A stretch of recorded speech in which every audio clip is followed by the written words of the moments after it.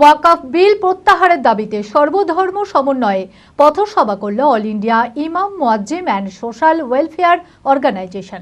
শনিবার বহরমপুর টেক্সটাইল মোড়ে এই সভা করা হয়। উপস্থিত ছিলেন বেলুর মঠের স্বামী পরমানন্দ মহারাজ, নাদুখা মসজিদের ইমাম মৌলানা মোহাম্মদ সাফি কাসমি, সাংসদ আবু তাহের খান সহ অন্যান্যরা।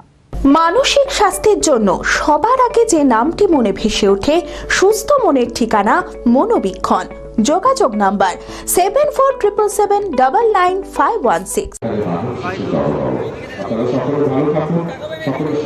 ওয়াকফ বিল প্রত্যাহারের দাবিতে সর্বধর্ম সমন্বয়ে পথসভা করল অল ইন্ডিয়া ইমাম মুয়াজ্জিন অ্যান্ড সোশ্যাল ওয়েলফেয়ার অর্গানাইজেশন। শনিবার বহরমপুর টেক্সটাইল মোড়ে সভা করা হয়। উপস্থিত ছিলেন বেলুর মঠের স্বামী পরমানন্দ মহারাজ, নাখোদা মসজিদের ইমাম মৌলানা মোহাম্মদ সাফি কাসমি, সাংসদ আবু তাহের খান সহ অন্যান্যরা। ওয়াকফ বিল প্রত্যাহারের দাবিতে এই আন্দোলন চলতে থাকবে বলে জানান সকলেই। পশ্চিমবাংলা শান্তির দেশ, পশ্চিমবাংলার শান্তি থাকুক এবং সমস্ত ব্যাপারটা বজায় থাকুক।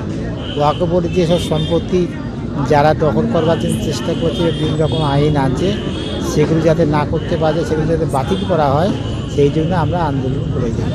देखिए, ये सभा वक्फ अमेंडमेंट बिल 2024 के अगेंस्ट में कर रहे हैं कि हम लोग उस वक्फ अमेंडमेंट बिल 2024 को नहीं मानते हैं, उसको बातिल किया जाए। ये हमारा शरीयत का कानून है, हमारा सिस्टम है, हमको उसके हिसाब से काम करने दिया जाए। जो 2013 में जो वक्फ अमेंडमेंट बिल बना है वो जैसा है उसी हिसाब से रहने दिया जाए। हमारा डिमांड है कि ये बिल को बिल्कुल मनसूख किया जाए, बातिल किया जाए, इसको हम नहीं मानते हैं। অবিলম্বে ওয়াকফ বিল প্রত্যাহার না হলে আরো বৃহত্তর আন্দোলন গড়ে তোলা হবে বলে জানান সাংসদ আবু তাহের খান।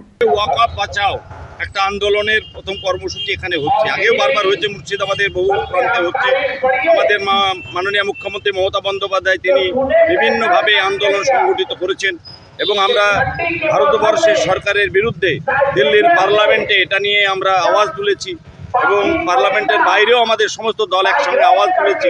বিরোধী দল এককাট্টা হয়ে আমরা এই ওয়াকফ অ্যামেন্ডমেন্ট বিল যেটা এসেছে, আমরা এটা ভারতবর্ষে লাগু হতে দেব না।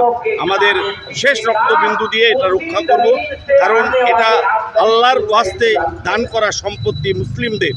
এই ওয়াকফ বোর্ড যেভাবেই চেষ্টা করবে ওটাকে বিজেপি দখল নেওয়ার বা এটাকে ইউটিলাইজ করবে তার নিজের মতো করে, ভারতবর্ষে বিজেপির মোদী সরকার, এর বিরুদ্ধে আমাদের আন্দোলন চলছে, আন্দোলন চলবে।